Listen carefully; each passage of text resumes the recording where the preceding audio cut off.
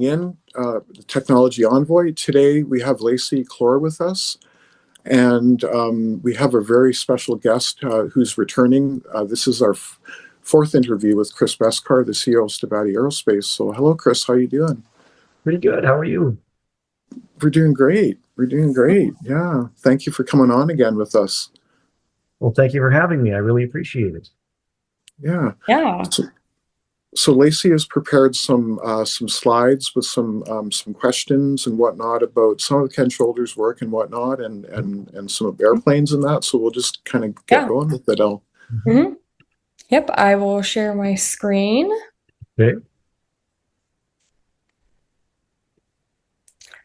So this is a letter from Richard Feynman to Ken Shoulders on January 31st of 1986. It says, Dear Dr. Shoulders, when you were in my office, I could not see how 10 to the 10 or 10 to the 11 electrons could be kept as a ball in a vacuum without ions. So I was skeptical and didn't let you tell me about them. I must apologize, for it has come to my attention and that it is indeed possible. In a uniform magnetic field, a group of electrons rotating at the Larmor precession frequency feel from the point of view of an observer rotating with them a force toward the axis, which would in size be equal to the centrifugal force expected from this rotation, but directed inward. Then an electric quadrupole could be used to hold them by repulsion along the axis, as long as the force away from the axis generated by the quadrupole does not exceed the previously noted confining force from the magnetic field. By adjustment of the size of the quadrupole field, and the forces of confinement can be made equal in all directions, just as if there were a density of ions in a vacuum and a rotating sphere of charge is possible. The size seems to be governed by the electric field available without breakdown, but it looks like a reasonable possibility is 10 or 2 times 10 to the 11 electrons in a magnetic field of several hundred Gauss. Now that I understand how it might work, I should be glad to discuss it again anytime you wish.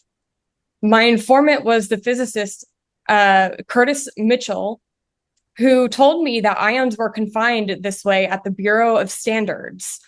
Ions are easier. The electric field needed is less, and B can be raised to, say, 15,000 Gauss. Some work of this kind was started 10 years ago at UCSD by a Professor M. I forget the full name, but at first the phenomena seen were not understood. I again apologize for my skepticism, which prevented me from hearing about something very interesting. Sincerely, Richard Feynman. And we just kind of wanted to ask you what your thoughts were on this. That's pretty much one of the coolest letters around. I mean, my goodness.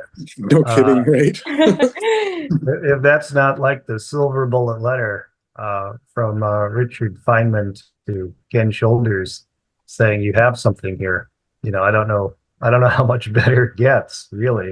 Yeah, exactly. Yeah, This is what more can you say? I mean, it's pretty much self-explanatory, and it's just kind of goes to show that just because you may be a brilliant physicist working at Caltech, you might not necessarily be up on everything, and there can be work that has been ongoing for years that you may not be aware of, and that's really good to hear. And it's just a really neat exchange. And wow, certainly shows the humanity of both individuals and the reality of what's neat. Now, this, of course, was written back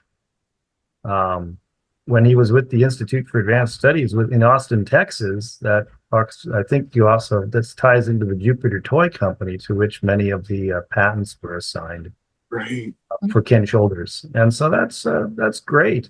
I would say that this is certainly something to encourage anyone who's working in this field, that they could be on the right path. Yeah, charge clusters, right? It's, right, yeah. Yeah, that's what it's all about. Yeah. Interesting, because I sometimes call Lacey the charge cluster girl. Yeah. Oh yeah, this is really neat. And of course, Ken, he he did a tremendous amount of work in this field, and to get this kind of letter of support, it would be interesting to see. I don't know if there was any follow-up information.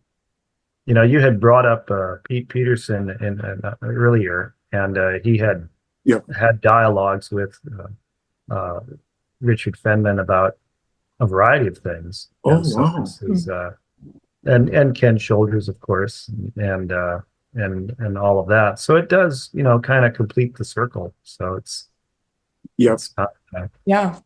not a surprise, but it's neat. It's a very good letter. Yeah, it's like you said, if it's like the silver bullet or what, basically, right? Mm-hmm. Yeah, it's very cool.